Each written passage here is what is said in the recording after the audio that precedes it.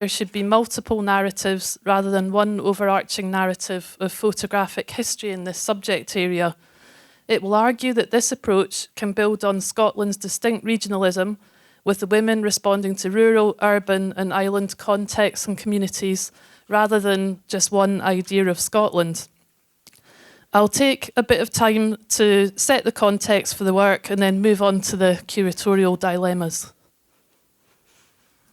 With numerous women's work dispersed across a multitude of different types of archives and collections, from Dumfries and Galloway in the south of Scotland to Shetland in the north, the Curatorial has been a means to reconnect bodies of work between geographically distinct repositories. The dispersal of material across archives and collections mirrors the women's own roots and crossovers in Scotland. So you see my slightly geographically inaccurate map, but it's tracing on a male author's map in his book the journeys that the women took to make their work. The two periods I've looked at over 10 years of research to date have been from 1900 to 1940s and then 1980s to 2000s. This paper draws from 3 exhibitions I've curated. These are the survey show, Glean, Early 20th Century Women Filmmakers and Photographers in Scotland, that was at the City Arts Centre in Edinburgh, and 2 solo exhibitions of Edinburgh photographers, Sandra George for Glasgow International in 2024, and Frankie Raffles Observing Women at Work at Glasgow School of Art in 2017. And the field for this work is feminist art history, carried out through practice-based curatorial research. So I define my methodology as curatorial, exhibition making and comparative, with the research question: how can a curatorial context-sensitive appraisal of women's photography and filmmaking draw out their process, methods and aims? Maria Lind defined curating as a way of thinking in terms of interconnections and an approach that owes much to site-specific practices. These curatorial interconnections allow for creating a nexus in terms of exhibition making. In the case of Glean, there were other researchers, gallerists and archivists with existing research on individual women photographers and filmmakers. However, a curatorial approach of interconnections gives the ability to read across. This created the vehicle of a survey exhibition, which within it could establish comparative themes to analyse shared subject matter, approaches and styles of the 14 women through 125 photographs, 8 films and 35 related artefacts. The exhibition aimed to show how they responded with their cameras to life in Scotland's rural communities, cities and beyond. Their work was drawn from 17 archives across Scotland. Furthermore, as a methodology, I've employed a context-sensitive curatorial approach to draw out these process, methods, aims and message of each woman through exhibition making, as well as the context they were making the work in, be that societal or political. This close reading includes an assessment of material, in this case archival, and looking for visible decisions the women made about their own work to establish the logic of the subsequent exhibition. In terms of the context for the women photographers in Glean, whilst the majority of the women in this exhibition made their work independently, a small number were able to place their work commercially, in print for example, such as media and publications. 2 set up commercial photography studios, 2 had gone to art school, with the rest self-taught or learning as part of the job. When assessing the aims of these women, their films and photographs were used for a variety of purposes: to record events, to share with communities as well as wider audiences, to educate, for research use, for work, to sell or to illustrate the other activities they were involved in. And as a backdrop to the period they made work in, it should be noted that whilst women in the UK over 30 were given the vote in 1918, the age limit was only lowered to that of men in 1928. And this period of 1900 to 1940s also encapsulated 2 world wars. So I collected over time anti-suffragette postcards that formed a small part of the Glean exhibition in the Women in Society room. And it kind of showed opinions were very low of women at that time. So that was kind of important to have in the exhibition for context. From the later period, the 2 Edinburgh photographers I separately presented exhibitions on, Sandra George, 1957 to 2013, and Frankie Raffles, 1955 to 1994, were making their social documentary work during a period where the Conservative Party under Margaret Thatcher were in UK government from 1979 to 1997, and the idea of community was under further threat. Both photographers purposefully worked with those that Thatcher sought to demonise with her cuts in the welfare state, the working classes. Whilst Raffles responded to the inequalities of women's lives under political systems, George, a black community worker, artist and photographer in Craigmillar, Edinburgh, showed the agency of the working classes, of communities of colour and disabled people. Raffles was an activist in women's liberation groups and was drawn to address how societal issues impact gender inequality. She photographed women at work under different political systems in Edinburgh and the Soviet Union in the late 1980s. Here on the left, we have an image from her work To Let You Understand, which was a collaboration with Edinburgh District Council Women's Committee, which focused on low-paid work and women's labour. On the right, again focusing on youth, is Sandra George's sensitive chronicling of life in Victoria Hostel, Edinburgh.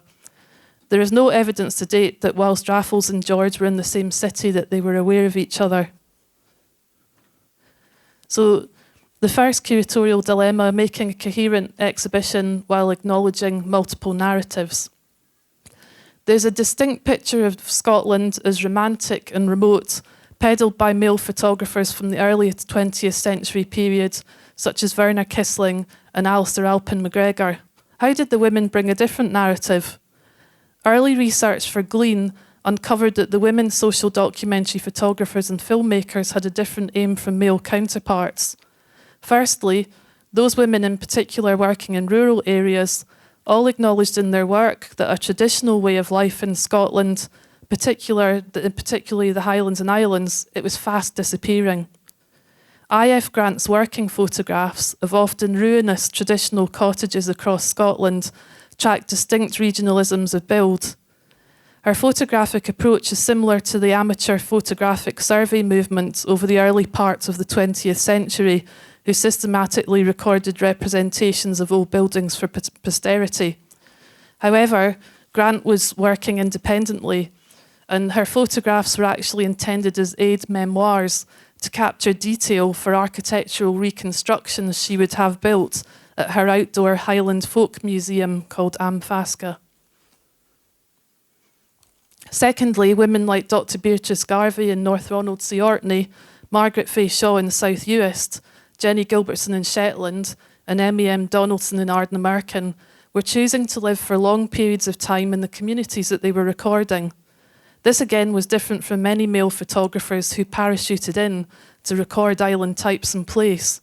So here we have on the left and right the same islanders from North Glendale, South Uist, recorded by Werner Kissling and Margaret Fay Shaw. Kissling is interested primarily in the type of dwelling, as we see in the caption, posing Mary Smith and Angus John Campbell in the same frame. However, Margaret Fay Shaw had lived for 5 years in 1930 to 35 in North Glendale with 2 sisters, and when she photographed the McRae's neighbours, Mary Smith and Angus John Campbell, she knew them, and she saw the subject as an individual, Smith with her cat, and Campbell, who was a bard, a crofter and a fisherman, really in charge of his own destiny.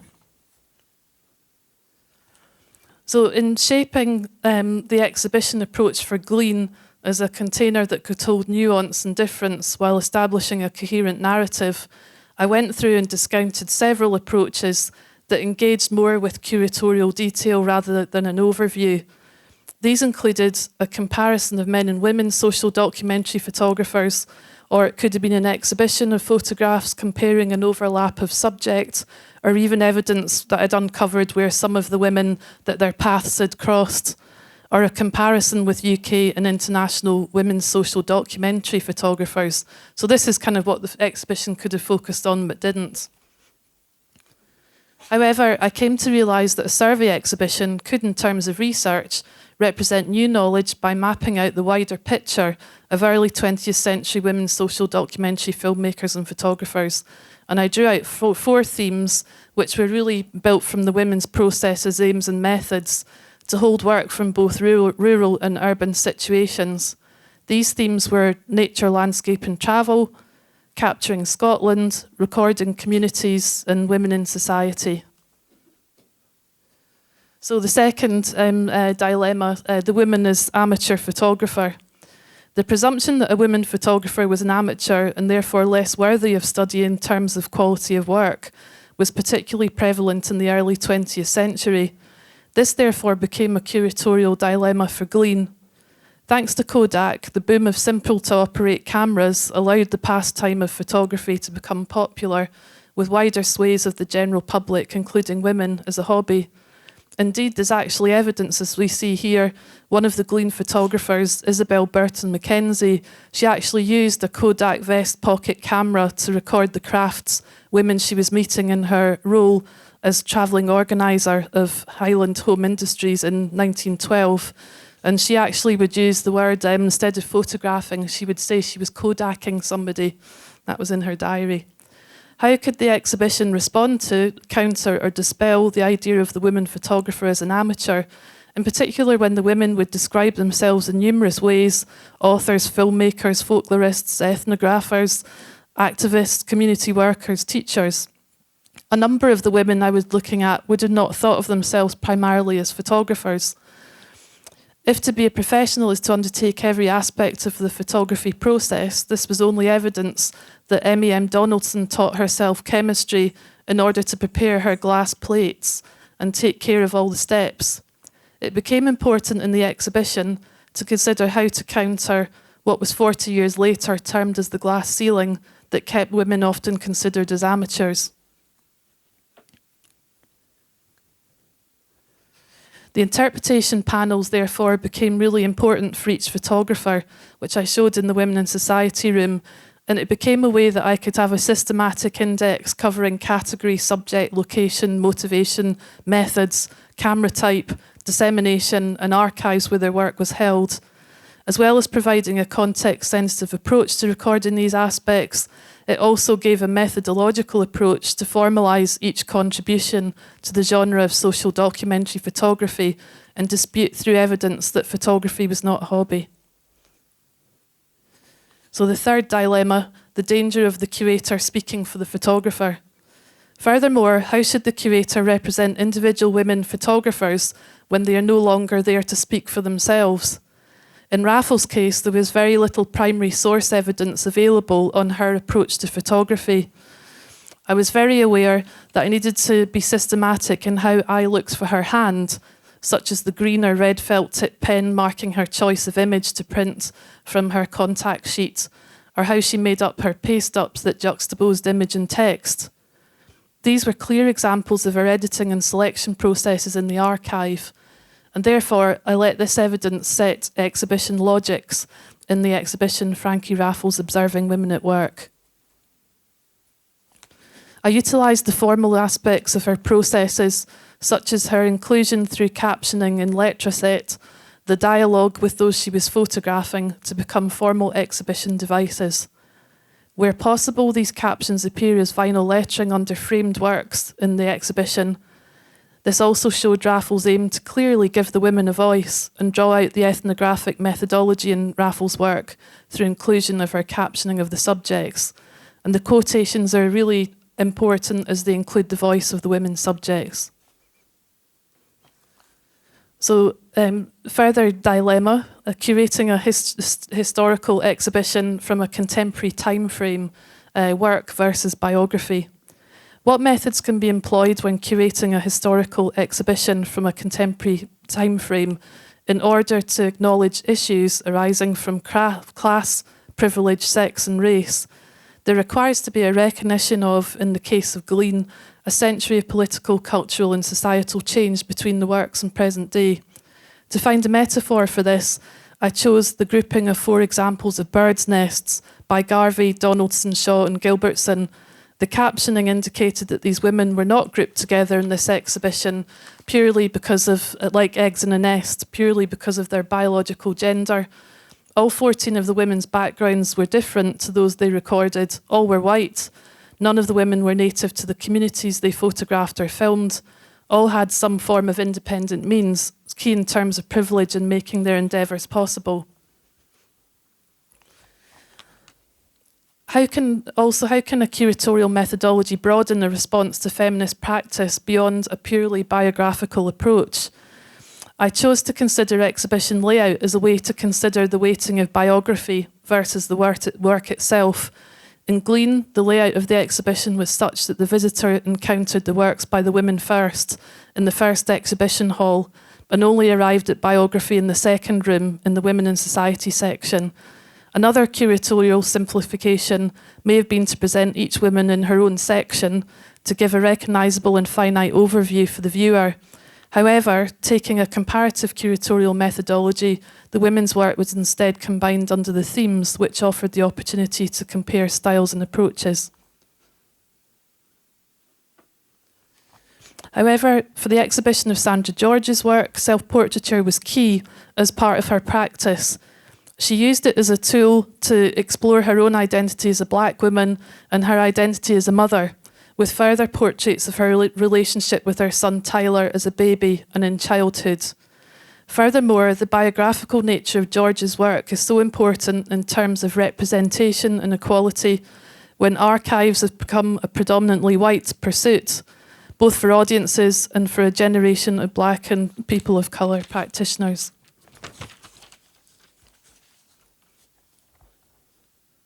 Therefore, in this exhibition, whilst there were groupings of sequences of George's wider work on community groups and protest in the first classroom, the second classroom allowed for a biographical approach through the practitioner's work. I was also very much aware of my position as a white curator, so rather than extract from Sandra's work, the exhibition was very much developed with her family and also Craig Miller Now, the Community Heritage Archive who take care of her work. There was also, as part of the project, an archive commission call-out to commission a black or person of colour contemporary practitioner to engage with the archive and develop an event for the festival. Christian Noel Charles developed an evening for Sandra George, a panel discussion with Zoe Lorimer and Titileo Farakoi. All practitioners still work with George's archive. Whilst I focus on my own curatorial approach, I'll conclude with an acknowledgement to those who've taken care of all of these women's work and continue to do so.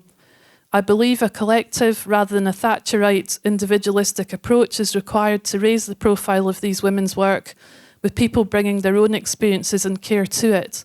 This is key in a feminist curatorial approach that wishes to acknowledge multiple narratives present in exploring work that has been missing from feminist art history discourse. And I'd really like to dedicate the paper to my friend, filmmaker and researcher Shona Main, who died last month.